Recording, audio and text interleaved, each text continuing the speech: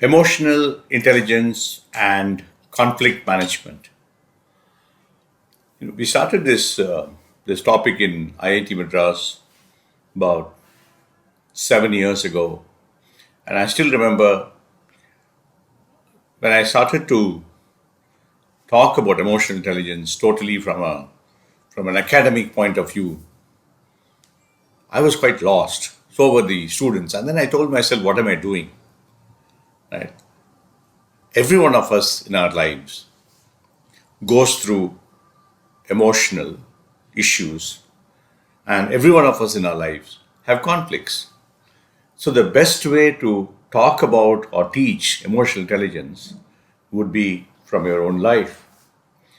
Of course, one shouldn't forget the the main principles of emotional intelligence. The main principles of emotional intelligence are self-regulation, self-awareness, empathy, social skills, and motivation. Daniel Goleman's classic five principles of emotional intelligence. So, what I'm going to do, I'm going to go back to three aspects of my life and talk about either one of these. I will tell you what I'm talking about from these five, and slowly we'll be able to use the lessons that I have from my life connected to the principles of emotional intelligence. And of course, conflict management is the easier part because conflict is something all of us go through. Some of us resolve it, sometimes we don't. So I'm going to try and combine both these aspects over the next 10 or 15 minutes.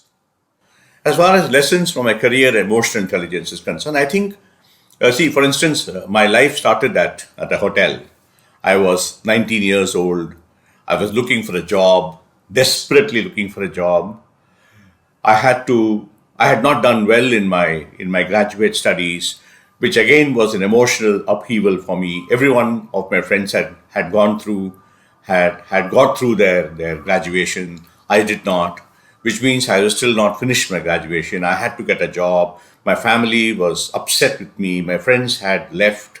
I had no one to look at, and I had to sort of bundle up all my emotions and tell myself, "Listen, Shiva, get back in control of yourself."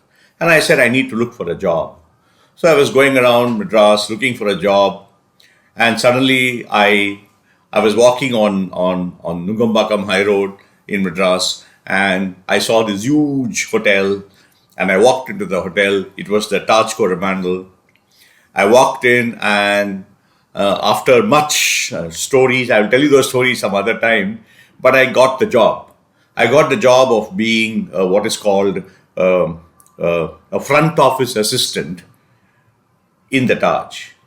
And I had to, it was, I was asked to do night duty, which means that I come to the hotel at 9 o'clock in the night and leave at 6 o'clock in the morning. You never get to leave at six. You always end up leaving at 8, and you can't even get a wink of sleep because there are people constantly coming into the hotel.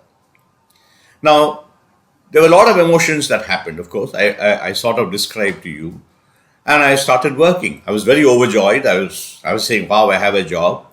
But just because you get a job doesn't mean you know it's not even the end of anything. It's the beginning of everything, getting a job.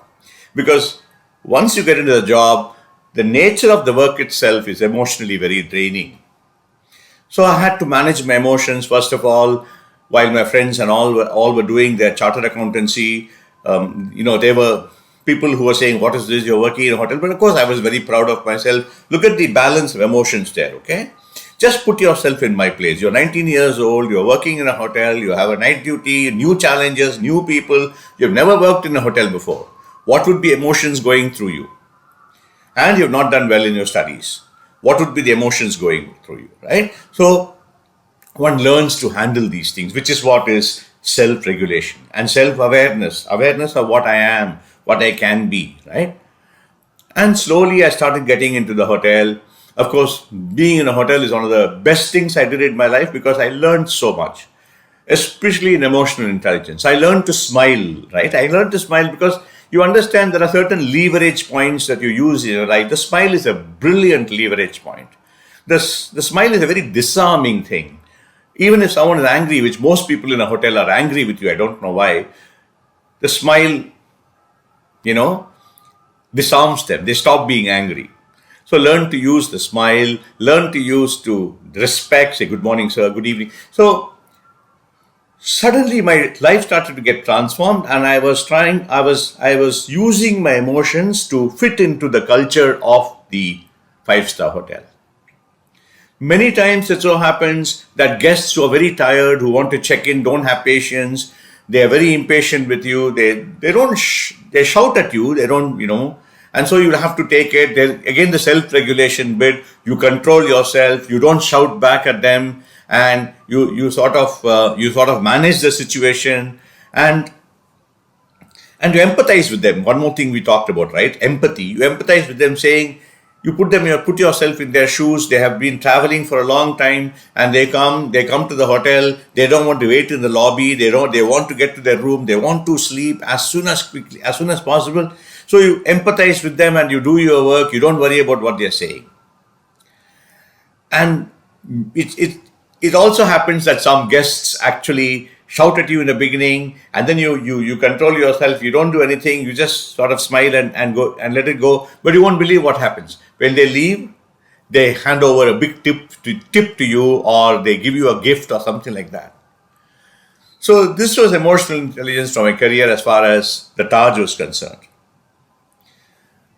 There's one more incident from another organization I was working with, where I wanted to be a trainer. But my superiors did not think that I was fit enough for training, so they started putting a spoke in the wheel. They said, no, you do your job, don't try to do something else. And I was constantly discouraged from doing training. And then it so happened that there was a training in a different part of the country, and I wanted to go there. And the last minute, the training got approved. I had to travel in an unreserved compartment. But I told myself, and therefore there's one more emotional intelligence skill, which Daniel Goleman calls as motivation, right? And that train journey without a ticket, without a reservation, having to stand in the train for almost 10 hours gave me the motivation, saying, I want to be a very good trainer. I could have used my anger to leave the job and just stop. On the other hand, you say, no, let me use my rage. Let me use my anger to actually do something for myself. When you're angry, what does it mean? Anger really means that what you expect is not happening, right? That is why you're angry. And then you say, no, what I'm expecting now will happen one day. I will become a trainer. So I continued in the train journey. I think I stood for about 10 hours. At the end of 10 hours, I went for the training program. I got trained as a presentation skills trainer. I came back and life changed.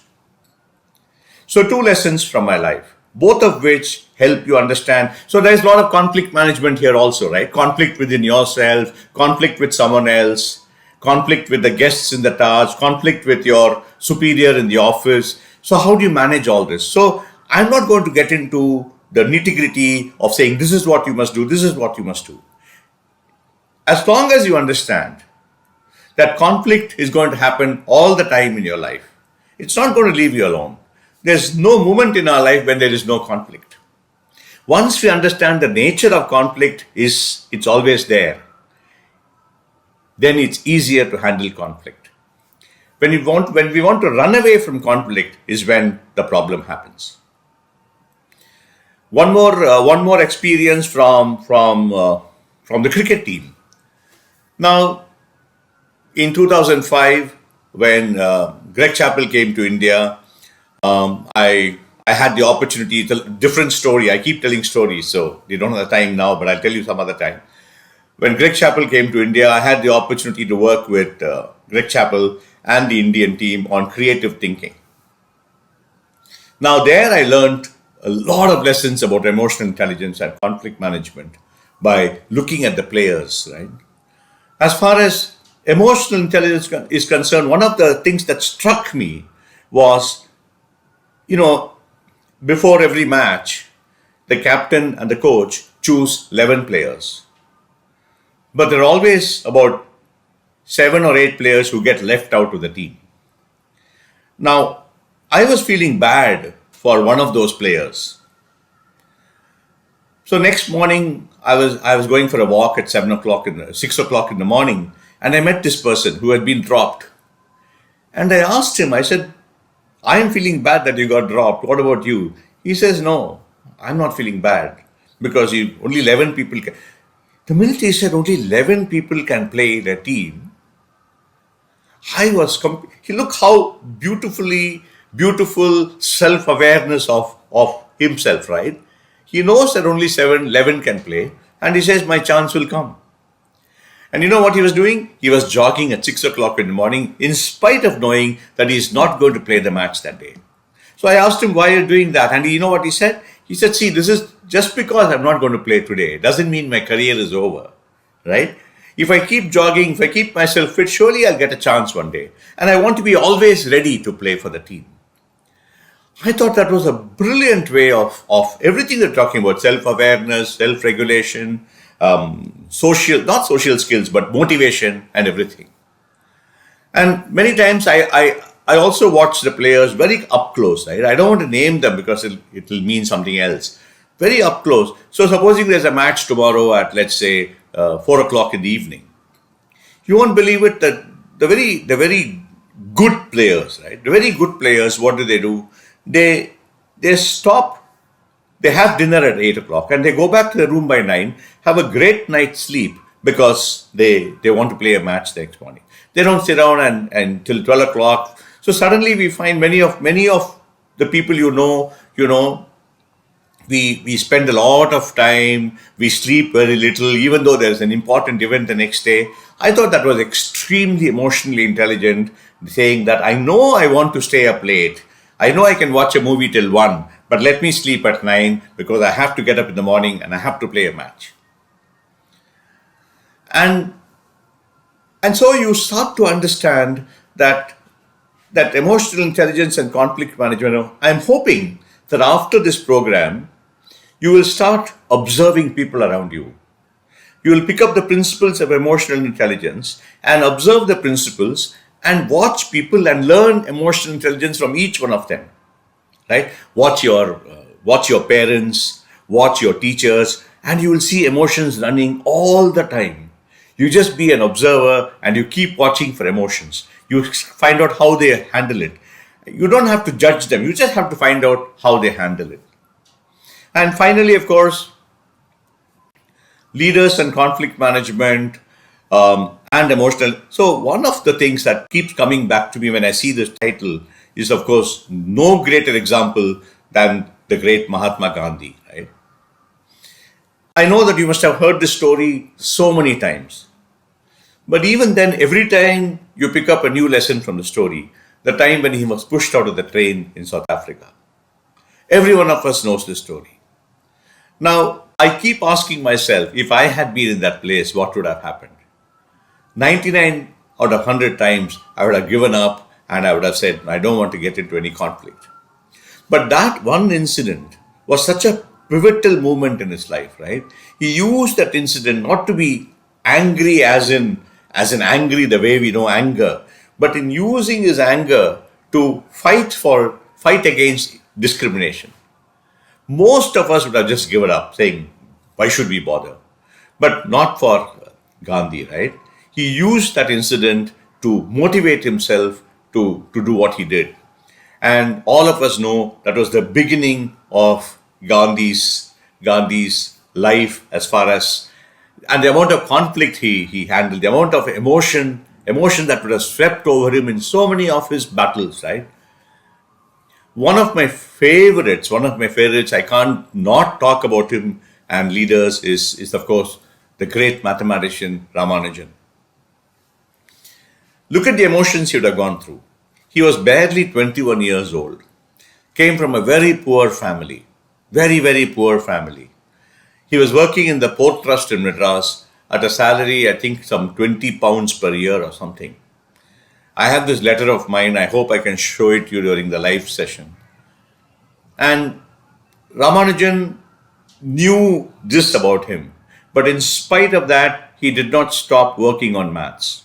He was working on maths problems, maths problems, maths problems. From the time he was 4 years old, he collected everything into one huge bundle. Now, put yourself in that place, right? Most of us would give up, but not him. So the emotions that swept through Ramanujan, I don't know. But I guess it was more about being depressed about his condition. But in spite of that, what does he do? He writes that beautiful letter I was talking about. A letter that I keep thinking about. Whenever I write an important letter, I think about that letter. He writes the letter to Professor Hardy, and he writes a long letter. And in that letter, he actually says at one point, he says, "I know I am right." And of course, the story is Hardy receives the letter. He is very, very stunned by Ramanujan's work, sends someone to India, gets Ramanujan to England, and the rest is history. Again, look at the emotions that he would have gone through. Again, look at the conflicts that he managed from a very orthodox family in India to going and living in London. Look at the amount of conflicts he must have had, right? Conflicts about food, conflicts about the winter, conflicts about clothing, conflicts about culture. But he managed all that and pursued his passion. So, in conclusion, what we are really saying is emotional intelligence and conflict management is not something that we need to be worried about understanding. What we need to say is here are these two big gifts that we have, right? As far as the human mind is concerned, every one of us has emotional intelligence, and every one of us knows how to manage conflict. And as long as we are aware of that, we will make mistakes, we will fail. There'll be lots of opportunities when you come back and think, "Oh no, I could have done it differently." All that is fine. But that's what life actually is. So these two topics are a bit of a favorite for me because they are what consists of life, right? So therefore, I'm hoping that, you must do one thing. You must read a lot now. You must go back and read as much as possible emotional intelligence, as much as possible on conflict management, and look for instances, talk to people, ask them, how did you manage this situation? How did you manage this situation? And over the next 2 or 3 years, try and gain as much experience from people's lives. And then you will see how easy it is to become an expert in this. Maybe one day every one of you will come and actually teach these two topics. Have that ambition in your life. Say, whatever I learn, I must teach one day. Thank you.